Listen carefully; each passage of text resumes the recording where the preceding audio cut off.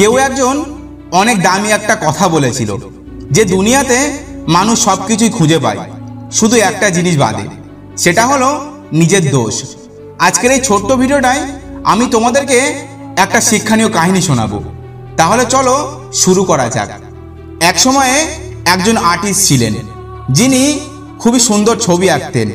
তিনি তার প্রত্যেকটা ছবি 500 টাকায় বাজারে বিক্রি করতেন। রোজ রোজ তিনি একটি করে ছবি আঁকতেন আর সেটা বিক্রি করে মাসে প্রায় 15,000 টাকার মতো আয় করতেন। সব কিছুই ঠিকঠাক চলছিল, কিন্তু এখন বয়স হয়ে যাওয়ায় তার ছবি আঁকতে একটু সমস্যা হচ্ছিল। কেননা বয়স বাড়ার কারণে এখন তার প্রায়ই হাত কাঁপতো, যাতে করে ছবি আঁকাটাও কষ্টর হয়ে যাচ্ছিল। তো তিনি ভাবলেন, বয়স তো অনেক হয়েছে, এখন একটু অবসর নেওয়া দরকার। আর এটা যেহেতু তাদের বংশীয় পেশা, তাই ছেড়ে দেওয়া যাবে না। তাই তিনি সিদ্ধান্ত নিলেন এই শিল্প মানে আঁকা আঁকি তিনি তার ছেলেকে শেখাবেন। একদিন সময় বুঝে তিনি তার ছেলেকে ডেকে নিজের কাছে এনে বসালেন আর বললেন, দেখো বাবা, এই যে পেশাটা, সেটা আমাদের বংশের ঐতিহ্য, যেটা আমি তোমার দাদুর কাছ থেকে শিখেছিলাম। তাই আমিও চাই আমার ছেলে হিসাবে তুমি ওই পেশায় যুক্ত হও। ছেলে বলল, ঠিক আছে বাবা, তোমার যেটা ভালো মনে হয় আমি সেটাই করব। তার পরদিন থেকে ছেলে বাবার কাছ থেকে মন দিয়ে ছবি আঁকা শিখতে লাগলেন।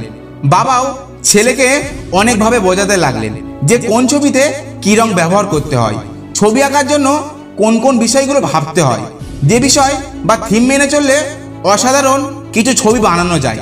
ছেলেও বেশ পরিশ্রমের সাথে বাবার শেখানো বিষয়গুলো বারবার মনে করে নতুন নতুন ছবি আঁকতে লাগলেন। অনেক পরিশ্রম আর কষ্টের পর ছেলেও এবার সুন্দর একটি ছবি আঁকলেন। পরদিন সকালে সেই ছবি নিয়ে ছেলেও বাজারে গেলেন এবং বিক্রি করে বাড়ি ফিরলেন।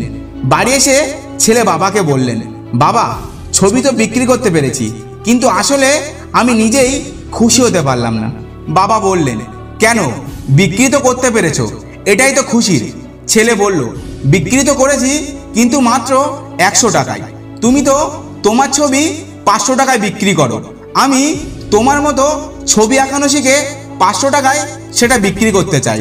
বাবা ছেলেকে নিরাশ হতে দেখে বললেন, আমার মনে হয় তুমি আসলে ভালোভাবে দামাদামি করতে পারোনি, তাই এত কমে বিক্রি হয়েছে।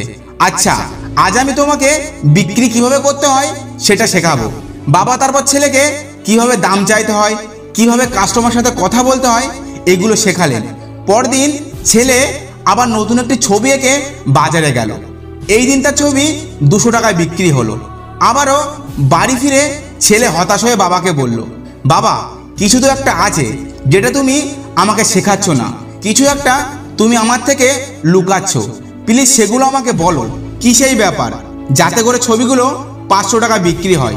বাবা আবারও ছেলেকে শেখালেন যে কিভাবে পারফেক্ট রং ব্যবহার করতে হয়, রং তুলি কখন কোনটা কোথায় ব্যবহার করতে হয়।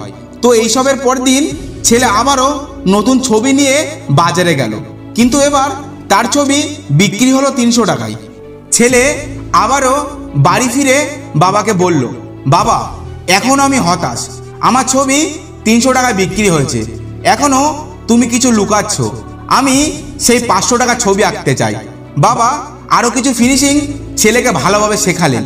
পরদিন খুব সুন্দর একটা ছবি এঁকে ছেলে আবার বাজারে নিয়ে গেলেন, আর আজ তার ছবি বিক্রি হলো 700 টাকায়। ছেলে সন্ধ্যায় বাড়ি ফিরল আর খুব হাসি খুশি দেখাচ্ছিল তাকে। বাবা জিজ্ঞাসা করে বললেন, বাহ, আজ তো তোমাকে ভীষণ খুশি লাগছে, কারণ কি বলো তো?